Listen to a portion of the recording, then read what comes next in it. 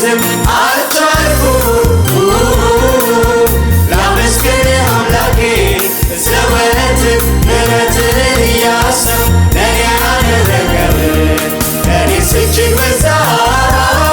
ያንተ ውለታ ያንተ ውለታ ምስጋናን ልሰዋ ለረዳኝ ጌታ ለረዳኝ ጌታ ለኔስ እጅግ በዛ ያንተ ውለታ ያንተ ውለታ ምስጋናን ልሰዋ ለረዳኝ ጌታ